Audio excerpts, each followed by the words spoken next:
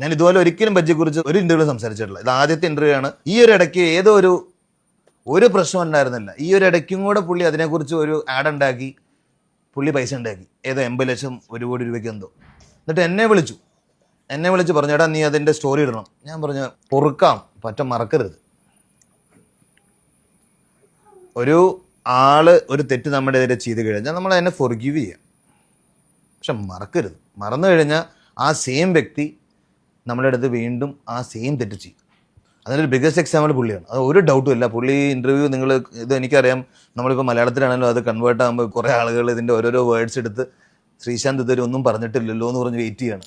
അവർക്ക് വേണ്ടി പറയാണ്, എനിക്കും പുള്ളിയായിട്ട് എനിക്ക് ഒരു ബന്ധവുമില്ല, ഞാൻ എപ്പോഴും ഒരു ബ്രദറാന്നൊക്കെ ആയിരുന്നു. പക്ഷെ ആ ഒരു കഴിഞ്ഞ ഒരു മാസം 2 മാസം മുമ്പ് എന്തോ ഒരു ആഡ് ചെയ്തു.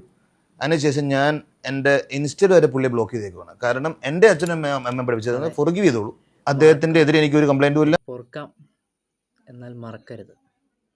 അത് ഒരു പാഠം തന്നെയാണ്. കാരണം പറഞ്ഞാൽ നമ്മുടെ ജീവിതത്തിൽ ചിലപ്പോൾ നമ്മുടെ സ്കൂൾ ജീവിതത്തിലായിക്കോട്ടെ, അല്ലെങ്കിൽ നമ്മുടെ ചുറ്റുപാടിൽ വർക്കിംഗ് സ്ഥലത്തായിക്കോട്ടെ, അത് നമ്മുടെ ഫാമിലിയിൽ നിന്നായിക്കോട്ടെ, എന്തൊക്കെയായാലും നമുക്ക് മാനസികമായിട്ട് ശാരീരികമായിട്ട് അവർക്കൊരു ഉപദ്രവം ഉണ്ടെങ്കിൽ നമുക്ക് വേണമെങ്കിൽ നമ്മുടെ ഈ രീതി പോലെ പൊറുക്കാം, പക്ഷെ മറക്കരുത്.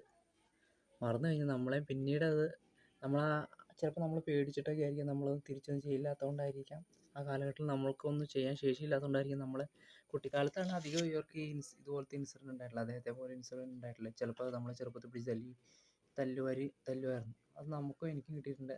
മിക്കവരുടെയും മനസ്സിൽ അങ്ങനെ ചിലപ്പോൾ എന്തെങ്കിലുമൊക്കെ ഒരു വേദനകൾ കാണും.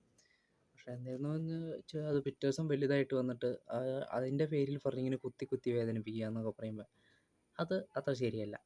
അങ്ങനെയുള്ള ആൾക്കാരുമായിട്ട് ബന്ധവും വെച്ചുകൊണ്ടിരിക്കരുത്.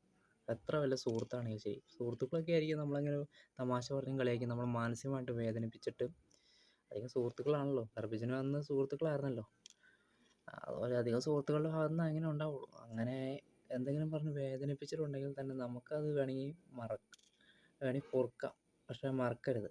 പിന്നെ അങ്ങനെ ഒത്തിരി ആൾക്കാരോട് ബന്ധവും വെച്ചരുത്. ഇപ്പം ശ്രീശാന്ത് ചെയ്തത് വളരെ വളരെ ശരിയായ കാര്യം തന്നെയാണ്.